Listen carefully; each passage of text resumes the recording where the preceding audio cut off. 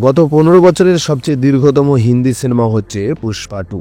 আগামী 5ই নভেম্বর একসঙ্গে তামিল, তেলেগু, মালায়ালম, কন্নড়, হিন্দি ও বাংলা ভাষায় মুক্তি পাবে অল্লু অর্জুনের পুষ্পা 2 দ্য রুল।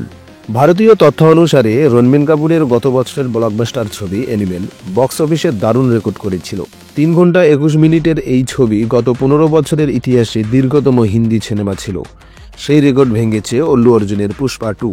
এই সিনেমার রান টাইম 3 ঘন্টা 22 মিনিট। গত কয়েক বছরে ছবির গড় রান টাইম 2 ঘন্টা থেকে 2.5 ঘন্টা। এর বেশি রান টাইম হলে ছবিটি আলোচনার বিষয় হয়ে দাঁড়ায়, কারণ মাল্টিপ্লেক্সগুলিতে এর সঙ্গে যুক্ত হবে বিজ্ঞাপনের সময়। সেই হিসেবে পুষ্পার রান টাইম দাঁড়াবে 4 ঘন্টায়। শাহরুখ খানের জওয়ান ছিল 2 ঘন্টা 50 মিনিটের, কিন্তু অ্যানিমেল ছিল সেই সিনেমা থেকেও 8 ঘন্টা বেশি। গত বছর মুক্তিপ্রাপ্ত গদর 2 এবং সালার প্রায় 2 ঘন্টা 55 মিনিটের ছবি ছিল। অন্যদিকে পুষ্পা 1 দ্য রাইজ ছিল প্রায় 3 ঘন্টার। সুকুমার পরিচালিত পুষ্পা 2 সিনেমায় দেখা যাবে একজন সাধারণ মানুষ থেকে গ্যাংস্টারে পরিণত হওয়া এক ছেলের জার্নি। এ চরিত্রে অভিনয় করেছেন অল্লু অর্জুন। অল্লুর বিপরীতে আছেন রশ্মিকা।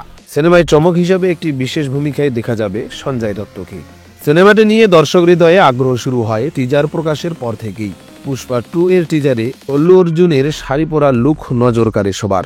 সেই সঙ্গে মুখে রং আর শরীর ভর্তি গয়নার কারণ জানতে দর্শকদের আগ্রহী করে তোলে, যার প্রমাণ পাওয়া গেছে সিনেমাটির ট্রেলার লঞ্চ অনুষ্ঠানে। ওই অনুষ্ঠানের সঙ্গে সঙ্গেই নেট দুনিয়াও প্রকাশ করা হয় ট্রেলারটি। সেখানেও দর্শক ভিউতে বাজিমাত করেছে মুক্তির প্রতীক্ষিত সিনেমাটি। কেমন হবে পুষ্পা 2 তা আমাদের জানাতে যেন একদম ভুলো না।